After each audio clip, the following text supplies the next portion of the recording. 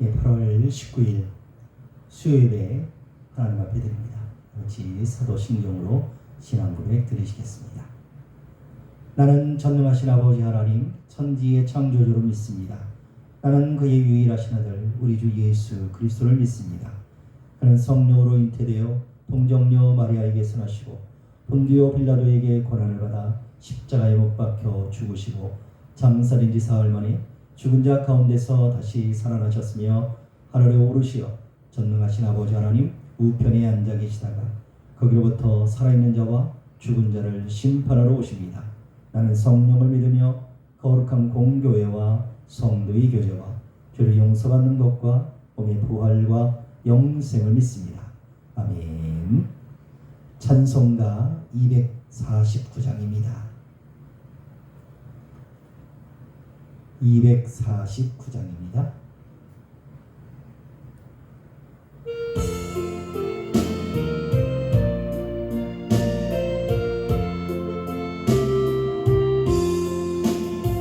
그 사랑하는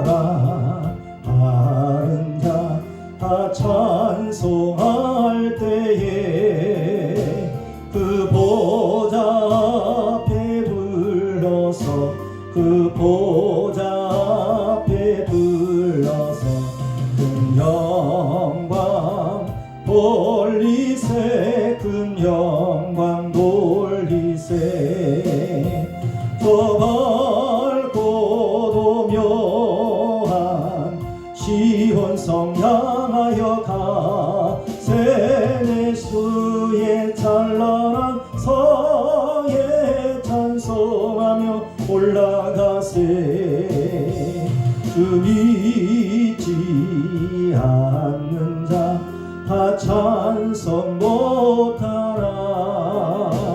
하나님 자녀 된 자를 하나님 자녀 된 자를 그 기쁨 전하세 그 기쁨 전하세 저 밝고도 묘한 시온성 향하여 가세 내 주의 찬란한 성에 찬송하며 올라가세 저 하늘 황금길 나 올라갈 때에 시온성 언덕 위에서 시온성 언덕 위에서 저 많은 천사들 날 인도하리라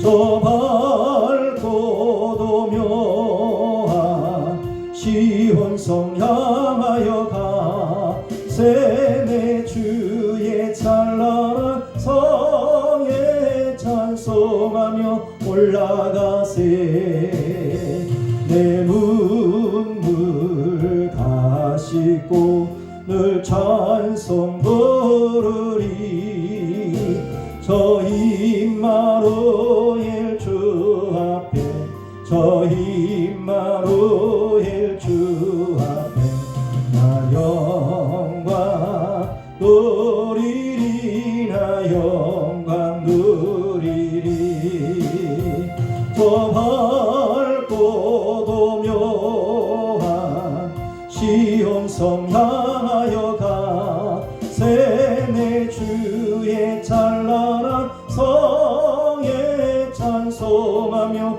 올라가세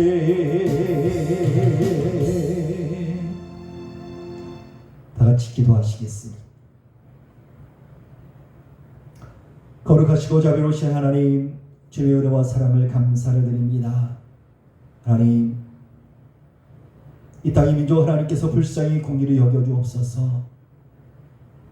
고난하라는 전염병으로 인하여 많은 영혼들이 고통 가운데 있고 신음하고 있고 두려워하고 있습니다.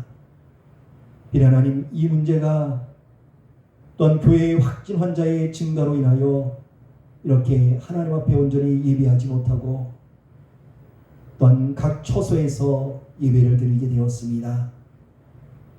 하나님 마지막 때에 악한 사탄 계속해서 그리스도인과 또한 성도들, 교회들 핍박하며 하나님 앞에 예배하는 것을 어떻게 해서든지 그것을 막고 파괴하려고 하고 있습니다. 하나님 이럴 때에 믿음의 귀한 권속들 깨어 기도하게 하시며 하나님의 말씀에 다시 한번 우리 마음을 깊이 새겨둘 수 있도록 은혜도 하시며 이 악한 세대에 대해서 악한 세상에 대해서 믿는 그리스도인들 영적으로 무장시켜 주옵소서. 그래 하나님 성령의 전신갑주를 입게 하시며 어둠의 권세, 악한 권세와 맞서 싸우게 하시며 승리케 하옵소서. 물론 이 저녁 시간 하나님 앞에 드려지는 수요 예배 시간입니다. 함께 교회라는 이 신앙 공동체 안에서 함께 예배드리지 못하고 있지만 이 시간 영상을 통해서 예배하는 모든 주님의 백성들에게 성령 하나님 기름 부어주시고 은혜 더하여 주옵소서. 주님의 성령을 사모할 수 있는 마음을 더하여 주시되 다윗과 같은 열정을 허락하여 주옵소서. 주께 사랑하시는 우리 문사는 전교회가 하나님 이 시대를 책임지는 그런 교회가 되게 하시며 깨어 기도하는 교회 되게 하시며 하나님 영적으로 분별할 수 있는 영적인 능력의 교회 삼아 주옵소서. 모든 성도 어디 있든지 저들의 안전과 건강을 허락하여 주시되 특별히 연로하신 분들 하나님이여 더위 지치지 않게 하시고 끝까지 천국 소망하며 살아가게 하옵소서. 연약한 지체에 병약한 성도들이 있습니다. 성령 하나님 이 시간 찾아가 주시고 주의 피 묻은 손으로 어루만져 주시며 모든 질병에서 회복되며 치유되며 그들의 삶이 간증으로 풍성한 삶 살아가게 하옵소서.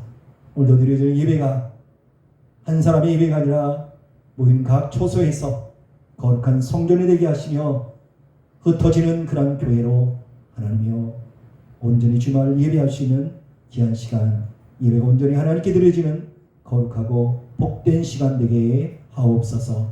모든 것 주님께 의탁하옵고 예수님의 이름으로 기도하옵나이다. 아멘.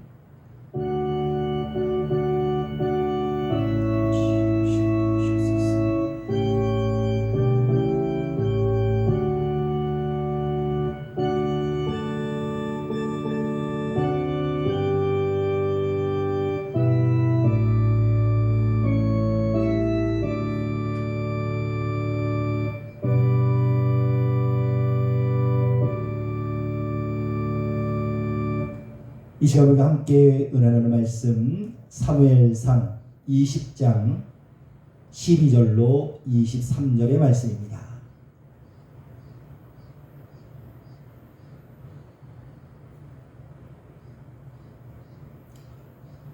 사무엘상 20장 12절로 23절의 말씀입니다. 구약 성경 443쪽입니다.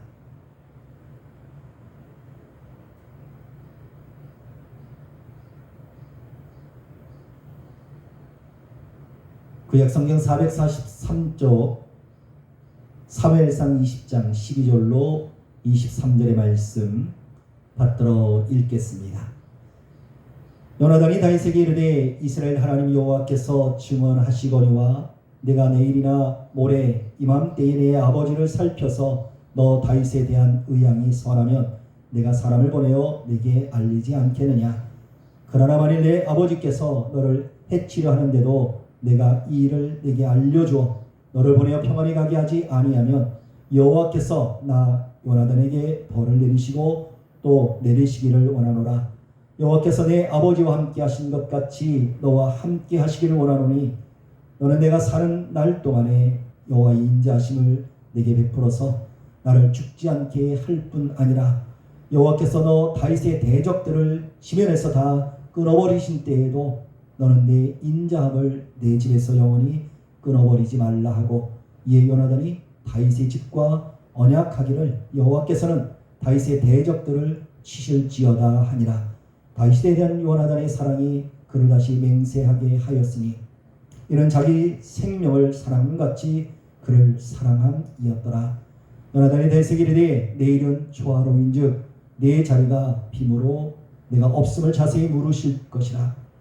너는 사흘 동안 있다가 빨리 내려가서 그 일이 있던 날에 숨었던 곳에 이르러 에셀 바위 곁에 있으나 내가 관역을 쏘려 함같이 화살 셋을 그 바위 곁에 쏘고 아이를 보내어 가서 화살을 찾으라 하며 내가 진짓 아이에게 이르기를 보라 화살이 네 이쪽에 있으니 가져오라 하거든 너는 돌아올지니 여호와께서 살아계심을 두고 맹세하노니 내가 평안 무사할 것이요 만일 아이에게 이르기를 보라 화살이 네 앞에 있다 하거든 내 길을 가라 여호와께서 너를 보내셨으니라 너와 내게 말한 일에 대하여는 여호와께서 너와 나 사이에 영원토록 계시느니라 하리라. 아멘. 기도하시겠습니다. 거룩하신 하나님, 이 시간 사물의 말씀을 통하여 다윗과 요나단의 관계를 함께 보았습니다. 오늘의 주의 말씀, 요나단은 과연 어떤 인물이며 어떤 믿음의 사람이었던 것을 함께 배우고자 합니다. 성령 하나님께서 감동해 주시고 기름 부어 주셔서 바른 깨달음을 알게 하옵소서. 예수님 이름으로 기도하옵나이다. 아멘. 예, 오늘 본문의 말씀 하나님과 동행한 사람이라는 제목으로 함께 말씀을 나눕니다. 어떤 아이가 아빠와 함께 길을 가고 있었습니다. 이 아이는 아빠가 함께 있다는 것이 너무도 좋았습니다. 그래서 붙잡고 있던 아빠의 손을 뿌리치고 자기가 먼저 앞서 달려갑니다. 그때였습니다. 갑자기 그의 앞에 커다란 개가 나타났습니다. 이 아이는 깜짝 놀랐습니다. 얼마나 컸든지 이 아이는 그 자리에 멈춰서 버렸습니다. 그리고 잠시 생각해 보습니다. 그 아이의 생각은 지금 내가 어떻게 해야 되지? 그때였습니다. 뒤따라오던 아빠가 생각납니다. 그리고 그의 앞에 있던 큰 개를 뒤로 하고 살검살검 뒷걸음쳐 도망쳤습니다. 그로 인해 아빠를 찾았고 아빠 뒤에 숨습니다. 그리고 아빠 손을 꼭 붙잡았습니다. 이 아이 심장이 콩닥콩닥 뛰기 시작합니다. 겁이 났습니다. 물론 큰 개는 목줄이 메어진 그리고 주인이 있던 개였습니다. 그러나 그 놀라운 가슴 어떻게 진정할 수 없습니다. 그래 놀랍게도 이 아이에게는 평안이 있었습니다. 놀란 마음이었고 놀란 가슴이었지만 바로 그와 함께한 아버지가 있기에 아빠가 있기에 더 이상은 두려워하지 않았다는 거지요. 그렇습니다.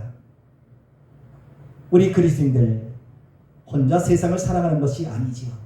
혼자 세상을 살아간다면 이 악한 세상 정말 상상치 못할 그런 엄청난 그런 세력 앞에 혼자 자신을 지켜나갈 수 있을까요? 아니요. 그 누구도 스스로 혼자 설 수도 없고 혼자 자기를 지켜나갈 수는 없다라는 사실입니다. 우리 힘으로는 도저히 거대한 짐승을 이길 수 없고 또한 그 자리에서 도망칠 수도 없습니다.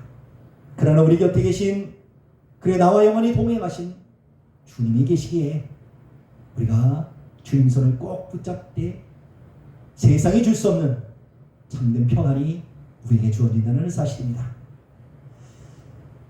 우리가 누리는 평안은 어떤 환경에서 만들어지거나 발견되는 것이 아니라는 거지요. 오직 평안은 예수 그리스도 주님과 함께할 때 주어진다는 사실입니다. 그래서 우리 인생의 동행이라는 단어를 다시금 깊이 묵상해 봅니다. 앞서 말씀한 것처럼 어느 인생도 혼자는 살 수 없습니다. 누가 함께 공동체에서 사는 것이 인생입니다. 그렇게 함께하는 이들 가운데 잠시 만났다 스쳐가는 인연과 같이 지나가는 사람도 있습니다. 그러나 어떤 이들은 함께 오래도록 동행하는 그런 친구, 좋은 친구도 있습니다.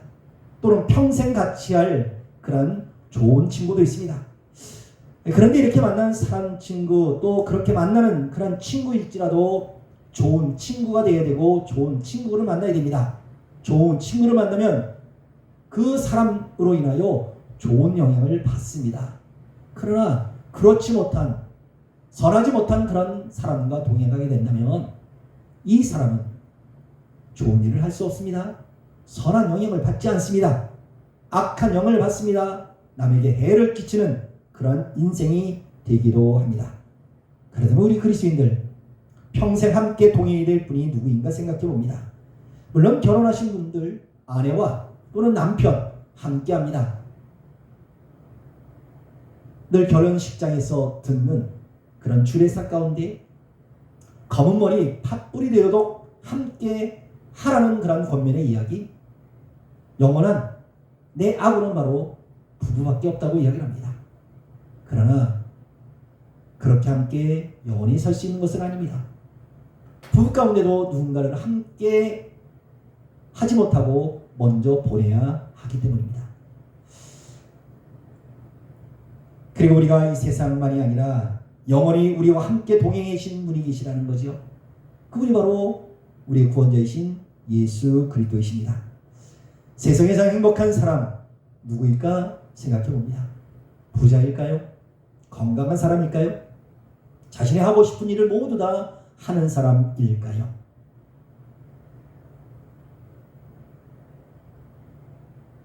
우리는 그렇게 생각하지 않습니다. 그것은 바로 하나님이 함께 하시는 사람이요, 하나님과 동행하는 삶을 사는 사람이 바로 가장 행복한 사람이라는 사실입니다. 주를 믿는 하나님의 백성들, 주의 말씀에 따라 순종하고자 결단하는 하나님의 거룩한 백성들, 바로 그들이 주님과 함께 동행하는 인생들입니다. 성령님이 우리와 함께 하신다는 사실을 우리는 성경을 통해서 배웠습니다. 그분을 우리는 보혜사라고 말씀합니다. 그분이 이미 내 마음속에 와 계십니다. 예수 그리스도 주를 고백하는 이들에게 이미 와 계시고 우리와 동행하시고 우리의 마음을 감동시켜 주신 바로 성령 하나님이십니다. 우리는 이것을 늘 항상 인식해야 된다는 거죠. 아, 주님이 나와 함께 하시는구나. 그분이 바로 임마누엘 되신 주님이시다라는 사실을 말입니다. 동행이라는 이 단어는 히브리어 단어 가운데 할라크라는 단어가 있습니다. 이것은 함께 걷는다라는 그런 의미가 있는데 또 다른 의미가 하나 있습니다. 그것은 삶의 방식을 따른다라는 의미도 있다는 거죠. 즉 주님과 동행한다는 것은 내 뜻, 내 방식대로 주님을 끌고 가는 것이 아니라 내 것을 포기하고 내 의지를 포기하고 내 생각을 포기하고 하나님의 뒤를 따르는 것, 주님의 손에 붙들려 이끌려가는 것, 이것이 바로 주님과 동행하는 삶의 모습입니다. 예전에 가수 가운데 김성수라는 가수가 있었고요.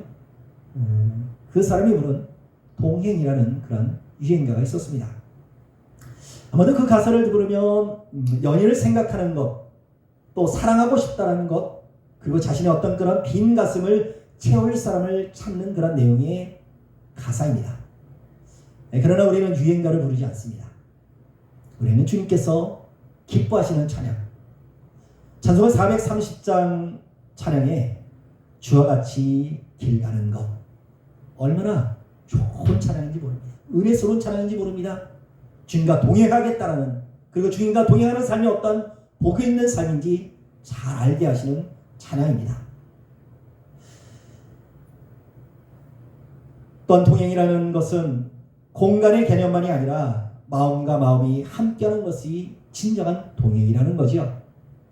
자, 이런 아름다운 믿음의 동행을 보여준 인물이 오늘 본문에 소개되고 있습니다. 그 사람은 바로 믿음의 사람, 하나님의 사람 요나단이라는 인물입니다.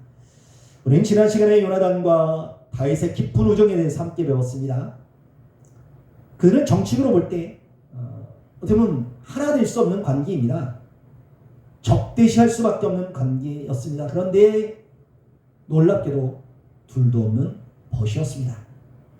피는 섞이지 않았지만 믿음 안에서 한 형제로 깊은 우정을 쌓았던 둘의 관계였습니다. 자, 이런 둘의 관계에 있어서 요나단을 보면 정말 그릇이 큰 사람이었다는 것을 알게 됩니다. 그러나 그의 너그러운 마음, 다윗을 이미 사울 그의 아버지 뒤를 이을 이스라엘 왕으로 인정했다는 것, 이것은 그의 생각이 아니시죠. 이미 성령께서 그 마음을 감동시켜 주셨고 하나님의 계획, 하나님의 뜻을 이미 요나단에게 알게 하셨다라는 이야기입니다. 자, 이렇게 요나단의 마음이 따뜻해진 이유가 무엇입니까? 바로 하나님과 동행했기 때문이라는 거죠. 하나님과 동행하던 요나단, 매사에 하나님을 의지하면서 자신의 주어진 일들을 잘 지혜롭게 처리하게 됩니다. 자, 오늘 말씀을 통해서 하나님과 동행하는 성도의 삶, 그것이 무엇이며 또 그 결과는 어떠한 것인가 함께 교훈을 나누고자 합니다. 첫 번째로 하나님께 동행하게 되면 하나님을 의지하게 됩니다. 사람은 무엇인가 관심을 가느냐에 따라서 그것이 삶이 되고 그것이 그 사람의 사상이 됩니다. 또한 주변에 함께하는 것, 많은 것들이 나 자신에게 영향을 준다는 거지요. 사람과 동행하게 되면 그 사람을 의지하게 됩니다. 돈과 동행하게 된다는 사람은 돈을 의지하게 됩니다. 그러나 하나님과 동행하게 된다면 하나님의 사람이 된다는 거죠. 오늘 보면 오늘 요나단 바로 그런 인물이었습니다. 요나단은 하나님께서 모든 일에 증언자, 증거자 되심을 그는 확신했습니다. 오늘 본문 12절 말씀입니다. 요나단이 다윗에게 이르되 이스라엘 하나님 여호와께서 증언하시거니와 내가 내일이나 모레 이맘때에 내 아버지를 살펴서 너 다윗에 대한 의향이 선하면 내가 사람을 보내어 내게 알리지 않겠느냐라는 말씀을 봅니다. 요나단은 여호와 하나님 이 증거를 전적으로 신뢰했다는 거죠. 그의 믿음, 언행으로 하나님의 증거에 두고 있습니다. 자, 이처럼 하나님의 백성된 우리는 범사를 행함에 있어서 하나님께서 친히 우리의 증거자, 증언자 되신다는 것을 깨닫며 주의 말씀에 청종하고 또 그 말씀에 순종하는 것, 이것이 성도의 자세입니다. 하나님의 말씀과 상관없는 삶을 산다면 그 사람은 성도가 아닙니다. 가짜입니다. 진짜가 아니라는 거지요. 요나단이 바로 여호와 하나님 말씀의 뜻에 집중했다는 것, 그것은 오직 그가 여호와 하나님만을 신뢰했다는 의미입니다. 그리고 요나단은 심판자이신 하나님을 의지했습니다. 여기서 말씀하는 심판자라는 것은 옳고 그름을 바르게 판단하시는 자라는 이야기입니다. 오늘 이어지는 13절 말씀 속에 만일 내 아버지께서 너를 해치려 하는데도 내가 이 일에 내게 알려줘 너를 보내어 평안에 가게 하지 아니하면 여호와께서 나 요나단에게 벌을 내리시고 또 내리시기를 원하노라. 여호와께서 내 아버지와 함께 하신 것 같이 너와 함께 하기를 원하노니 라고 말씀합니다. 즉 하나님께서 이 모든 일에 대해서 심판자라는 거죠. 즉 사울이 자신의 아들 사울 왕이 자신의 아버지 사울 왕이 옳다면 하나님께서 그의 뜻을 이룰 것이지나 그 뜻과 그 생각이 하나님의 선한 뜻이 아니라면 하나님께 그것을 막으신다라는 그런 이야기입니다.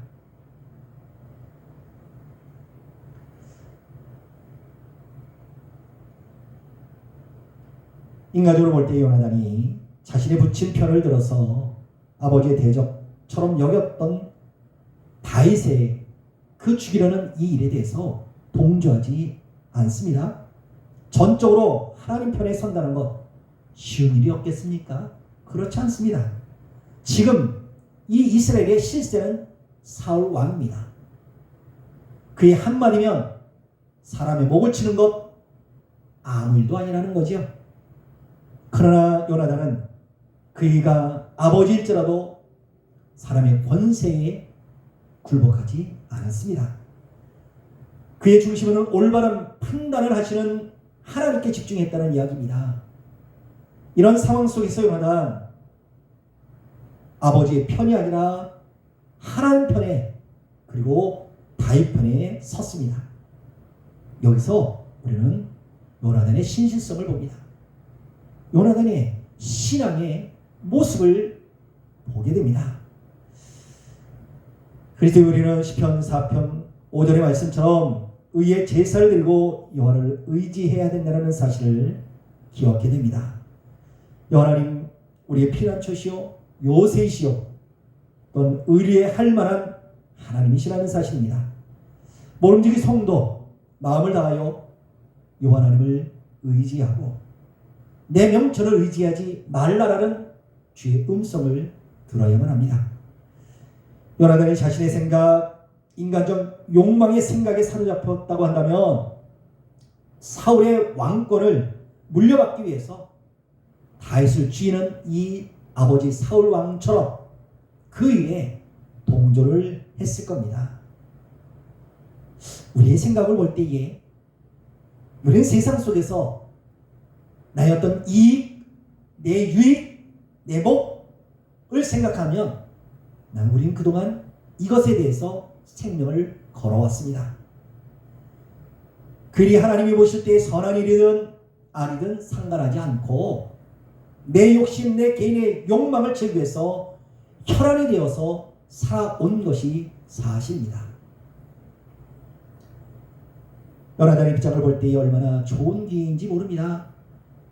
다윗만 없어도 그가 죽어도 사울 왕의 왕권을 대물림 받고 자신이 이스라엘 왕 주인으로 살 수 있는 좋은 기회였다는 거지요. 그러나 그 일은 사울이 지금 꾸미고 있는 다윗을 죽이라는 이 음모는 하나님의 기쁨이 아니라는 이야기합니다. 하나님의 뜻이 아니라는 거지요. 그의 생각, 그의 마음 이미 개인의 생각이 아니라 하나님의 영으로 가득 찼어요. 하나님의 말씀으로 가득 찼어요. 하나님의 섭리로 가득 찬 것이 바로 요나단의 마음입니다. 이것이 성도입니다. 성도는 무릇 개인의 욕망을 얻기 위해서 하나님을 이용하는 것이 아니라 하나님의 뜻에 따라 순종하는 것. 나를 버리고 예수 그리스도 또는 주의 영으로 채우고 살아가는 것이 바로 성도의 모습입니다. 여호와 하나님을 의지하는 자에게 하나님께서 복을 주십니다. 범사에 주를 의지하는 자가 복된 자라 말씀하고 있습니다. 주님을 동행하는 것, 주님과 동행하는 그런 거룩한 성도가 바로 복의 삶을 살고 있다라는 거죠. 주님과 동행하고 동행할 때에 주님을 의지하게 됩니다. 다시금 현재의 나의 모습, 내 신앙의 모습을 점검해 봅니다. 나는 지금 무엇을 의지하고 있는가? 이것을 놓지 않기 위해서 몸부림치고 있는 것은 과연 무엇인가 생각해 봅니다. 그것이 건강입니까? 그것이 물질입니까? 우리 앞에 있는 신앙의 수없이 많은 장애물들, 이것을 뛰어넘지 않고서는 절대로 주님 앞에 나갈 수 없습니다. 올바른 신앙인이 될 수 없다는 거지요. 성도는 하나님만을 전적으로 신뢰하고 의지해야 합니다. 그러기 위해서 하나님과 동행하셔야만 합니다. 이 시간 오신 문사는 주께 모든 성도님들 하나님과 동행하며 또한 하나님을 의지하는 거룩한 성도 될 수 있길 원합니다. 두 번째로 하나님과 동행하는 사람은 하나님의 뜻을 깨닫게 됩니다. 우리는 늘 이런 생각을 갖고 있습니다. 주님의 생각이 무엇입니까? 나를 향하신 하나님의 계획은 무엇입니까?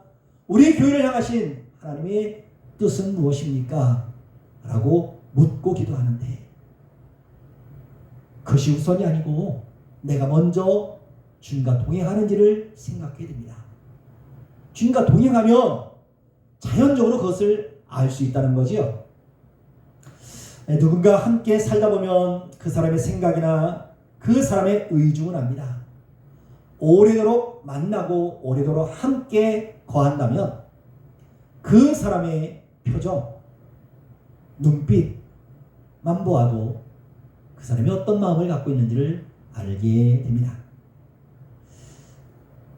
요나단은 그의 아버지 사울왕 여호와 앞에 범죄하여 왕권이 이미 다윗에게로 기울어졌음을 알고 있었지요. 사무엘상 23장 17절 이하에 사울 다음으로 다윗이 왕이 될 것이요 또 자신은 이제 이스라엘의 두 번째 자리에 이를 것이다 라고 이야기를 한 내용이 있습니다. 자, 오늘 본문 14절 15절 말씀을 봅니다. 너는 내가 사는 날 동안에 여호와의 인자하심을 내게 베풀어서 나를 죽지 않게 할 뿐만 아니라 여호와께서 너 다윗의 대적들을 지면에서 다 끊어버리신 때에도 너는 내 인장을 내 집에서 영원히 끊어버리지 말라라고 부탁을 합니다. 요나단은 다윗의 아버지를 대신해서 이제 왕이 될 것, 그의 왕권이 형통하게 될 것을 알고 있었습니다. 사울의 대를 이어 왕이 될 다윗, 이런 사실을 알았다는 것, 어떤 의미일까요? 그것은 바로 하나님의 계획, 하나님의 뜻을 알고 있었다는 거지요. 자, 하나님의 뜻과 하나님의 계획을 안다는 것은 이미 그가 하나님의 음성을 들었던지 아니면 성령께서 그에게 말씀하신 것을 알았다는 이야기입니다. 즉 그는 그냥 평범한 사람이 아니라 일반인이 아니라 바로 하나님의 사람, 성령의 사람이었다라는 이야기입니다. 자, 이런 권세를 가진 이후에 요나단은 자신의 후손에 대해서 원수처럼 대하지 말고 친절히 베풀며 인절을 베풀기를 간청하게 됩니다. 즉 자신의 생명이 다윗의 손에 달려있다는 의미입니다. 그러나 이것은 다윗에게 비굴하게 보여서 살려달라는 그런 부탁이 아니지요. 그의 우정을 본다면 그렇게는 하지 않았을 겁니다. 하나님의 뜻 안에서 살든지 아니면 죽든지 하나님 손에 내어 맡기는 그의 신앙 고백입니다. 요나단이 다윗에게 말할 때에 어떻게 이야기하냐면 여호와 이름으로 부탁을 합니다. 사람들을 볼 때에 약속을 하고 계약을 하는 일에 있어서 무엇보다 진실성이 요구됩니다. 특별히 하나님의 이름으로 하는 약속은 정말로 중요하지요. 또한 그것이 반드시 이행되어야만 합니다. 왜 그렇습니까? 하나님께서는 계약을 신실하게 준수하고 그것을 지키려는 그런 이들, 하나님께서 그들과 함께 하시고 복을 더해 주십니다. 뜻을 허탄한 데 두지 아니하고 거짓 맹세치 아니하는 자들에게 하나님께서 복을 약속하셨습니다. 모든 약속이 소중하지만 특별히